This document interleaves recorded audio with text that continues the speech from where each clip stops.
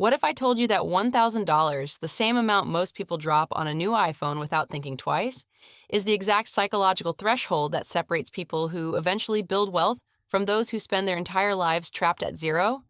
Most people hear $1,000 and think that's nothing in today's economy. A month's rent in most cities, a minor medical bill, barely enough to matter. But they're missing something that changes everything about how money works in your life. I'm Jade, and I spend an uncomfortable amount of time studying why $1,000 creates a bigger psychological shift than most people's entire salary, and why crossing this threshold separates people who build wealth from those who stay trapped in the $0 cycle forever. If you want to understand what really happens when you hit this milestone, and I mean what actually happens in your brain, your relationships, and your daily decisions, make sure to hit that subscribe button and give this video a thumbs up if it ends up changing how you think about this number. The invisible barrier. Here's what most people don't understand about the difference between having $0 saved and having $1,000 saved. They think it's just math, $1,000 more in the bank, but that's like saying the difference between being unable to swim and being able to swim is just moving your arms differently. You're missing the entire transformation that has to happen first. When you have $0 in savings, your brain exists in a permanent state that researchers call scarcity mode. This isn't just feeling stressed about money. This is your brain literally operating like a different organ. Princeton researchers discovered that financial scarcity reduces cognitive capacity by the equivalent of 13 IQ points. Think about that for a second. The smartest decision you're capable of making with $0 saved is dumber than the worst decision you'd make with a $1,000 buffer, and it has nothing to do with your intelligence. Your brain is running background calculations every single moment of every single day. Can I afford gas to get to work next week? What happens if my car breaks down? What if I get sick? What if my hours get cut? This constant threat assessment is using up the mental bandwidth you need for everything else. You're trying to make important life decisions with a brain that's screaming about immediate survival, and nobody's telling you this is happening. Let me give you a concrete example of how this plays out. Imagine you're driving to a job interview and your tire blows out. With $0 saved, this isn't just an inconvenience. This is an immediate catastrophe that triggers a whole cascade of terrible options. Do you put it on a credit card you can't pay off? Do you ask your boss for an advance and look desperate? Do you miss the interview entirely? Your brain goes into pure panic mode, and panic makes you stupid. Not because you are stupid, but because your nervous system is flooding you with cortisol and adrenaline that shut down your ability to think clearly. Now imagine that same scenario with $1,000 in the bank. It's still annoying. You're still frustrated. But your brain recognizes this is a solvable problem, not a survival threat.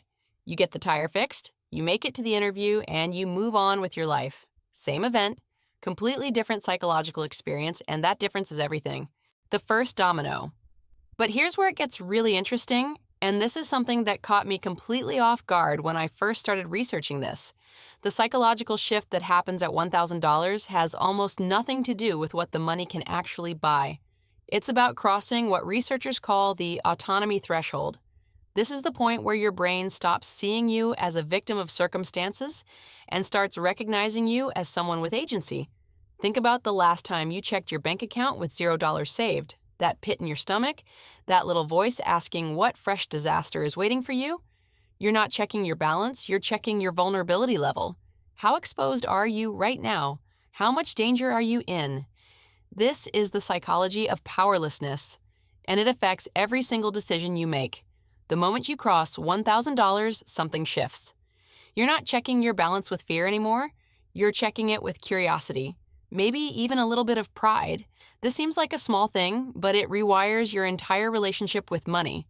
You go from being controlled by your bank account to controlling it, and your nervous system recognizes this change before your conscious mind does. People who make this transition report sleeping differently. Not just better, but differently. When you know that tomorrow's crisis won't destroy you, your body finally feels safe enough to actually rest. Your cortisol levels normalize, your blood pressure drops, you stop grinding your teeth at night.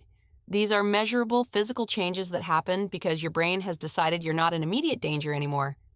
The second thing that unlocks at $1,000 is something nobody talks about, but it might be the most valuable part. You gain the ability to say no, and I mean really say no, not just the resentful compliance most people call saying no. That friend who always needs to borrow $20 and never pays you back, you can actually refuse now without feeling like a terrible person. That boss who keeps asking for unpaid overtime? You can set boundaries without the terror of losing your income. Those impulse purchases you used to make because you were stressed and needed something, anything, to feel better, you can walk past them because you've got something better. You've got options. Here's the paradox that blows most people's minds. $1,000 doesn't buy you stuff. It buys you the power to refuse stuff. And in a world that's constantly trying to separate you from your money, that power is worth more than almost anything you could purchase. The dark side nobody warns you about.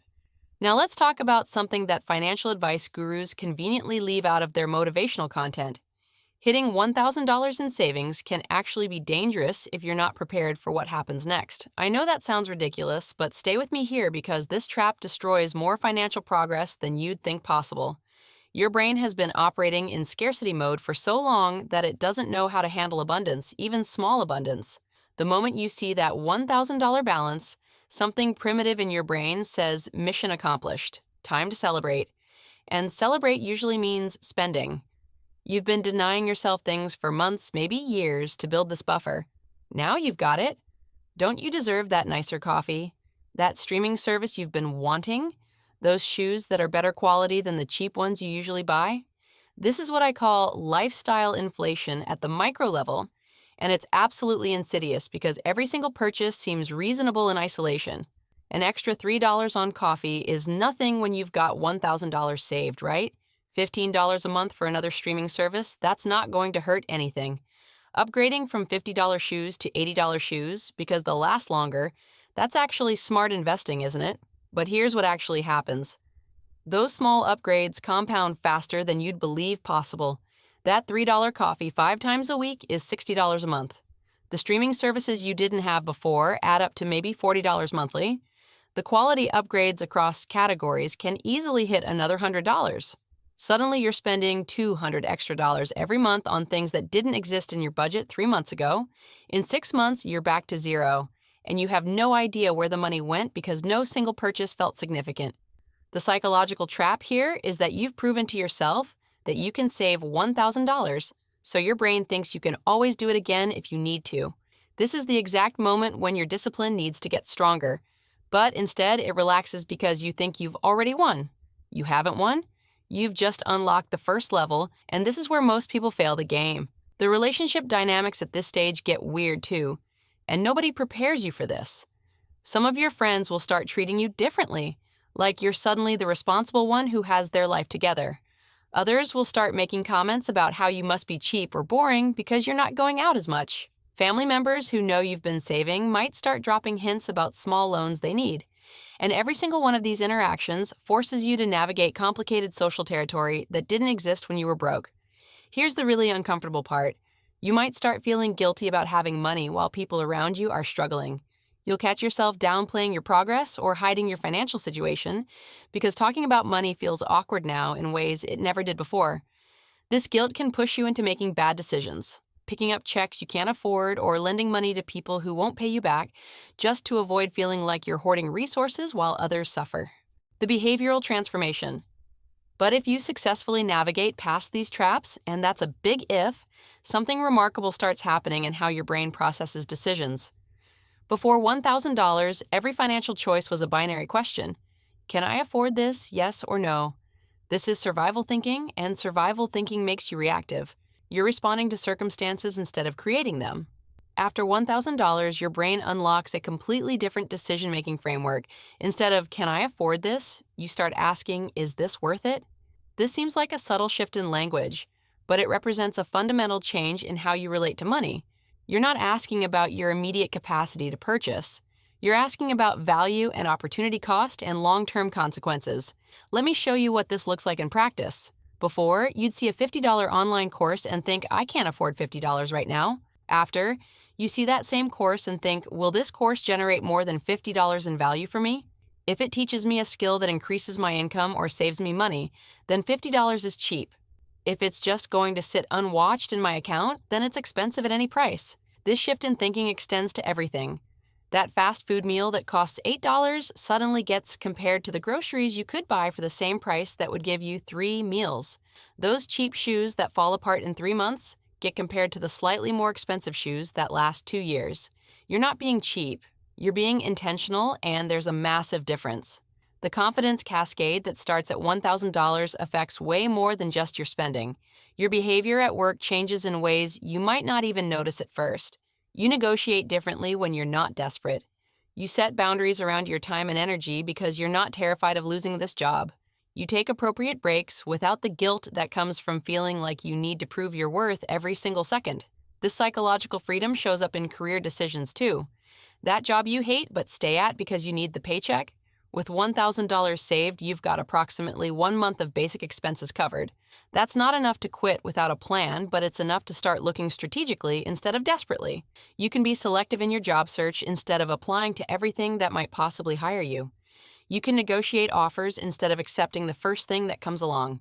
The practical magic. The real-world scenarios that become possible at $1,000 sound boring until they happen to you, and then they feel like absolute magic. Your car breaks down and needs a $400 repair. Before, this would have triggered a spiral of panic and bad options. Credit card debt, payday loans, begging family for help, maybe even losing your job because you can't get to work. After, it's just an annoying expense that you handle and move on from. No spiral, no catastrophe, no domino effect of terrible consequences. Medical emergencies shift from being existential threats to being manageable problems. That infected tooth that needs immediate attention doesn't force you into payment plans or medical debt. You can walk into the emergency dentist and handle it like a functional adult. The psychological relief of this cannot be overstated. You're not avoiding necessary medical care because you're scared of the bill. You're not suffering through treatable conditions because you can't afford treatment. Your relationships improve in ways that seem unrelated to money until you realize how much financial stress was poisoning everything. Couples fight about money more than almost anything else, and it's usually not about the actual dollars. It's about the fear and lack of control and different coping mechanisms for stress. When you've got a buffer, those fights decrease in frequency and intensity because you're not both operating from a place of panic. The relationship with yourself improves too, and this might be the most important change of all. You start seeing yourself as someone who has their life together, at least in this one crucial area. That self-perception creates a positive feedback loop. You're someone who saves money, which means you make decisions that align with being someone who saves money, which reinforces that identity, which makes the behaviors easier to maintain. This is where the investment mindset starts to develop, even if you're not actively investing yet. You've proven to yourself that you can delay gratification and accumulate resources and stick with a plan. Those are the exact skills you need for building wealth, and you've just demonstrated you have them. Your brain recognizes this, and suddenly the idea of investing doesn't feel impossible anymore. It feels like the next logical step, the identity shift. Here's what nobody tells you about saving your first $1,000. The money is almost irrelevant. What matters is who you had to become to save it. Think about what was required. You had to distinguish between wants and needs on a visceral level. You had to develop discipline strong enough to automate savings and then not touch it when life got hard. You had to rebuild your dopamine system to get satisfaction from watching numbers grow instead of from buying things. The person who successfully saves $1,000 starting from zero is fundamentally different from the person who started that journey. They've developed financial muscles that most people never build. They understand delayed gratification not as a concept, but as a lived experience. They've learned to find genuine satisfaction and progress toward a goal instead of immediate consumption. And that's a psychological skill that translates to every area of life. This identity transformation creates ripple effects that extend far beyond your bank account. People notice even when you're not talking about money. Your stress level is visibly lower. Your body language communicates quiet confidence instead of constant anxiety. You make different suggestions in social situations, proposing picnics instead of expensive restaurants, game nights instead of bars, activities that prioritize experience over expenditure. The contagion effect is real. Your improved financial behavior starts influencing the people around you without you even trying. Friends start asking how you managed to save, what strategies you used, whether you think they could do it too. You become living proof that building savings is possible, which gives others permission to believe they can do it too. But here's where you need to watch out for the comparison trap, because it's waiting for you right at this milestone.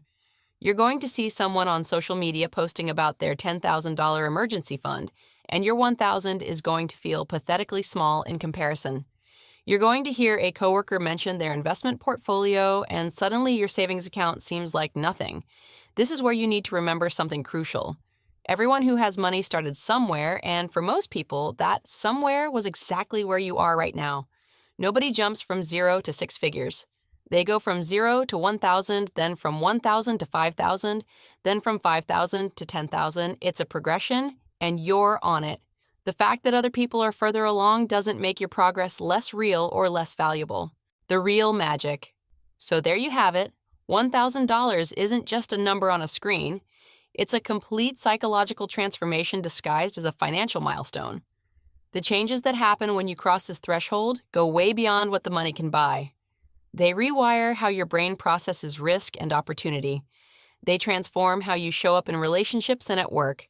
They fundamentally alter your sense of who you are and what you're capable of. If you're working toward this milestone right now, understand that you're closer than you think, not necessarily in dollars, but in the psychological breakthrough that makes everything else possible.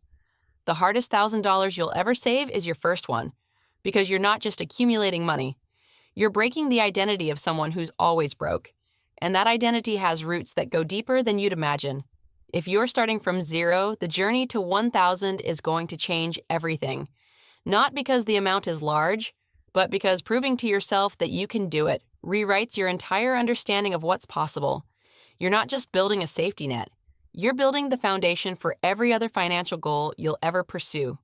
And if you're already past $1,000, take a second to reflect on who you were when you started versus who you are now.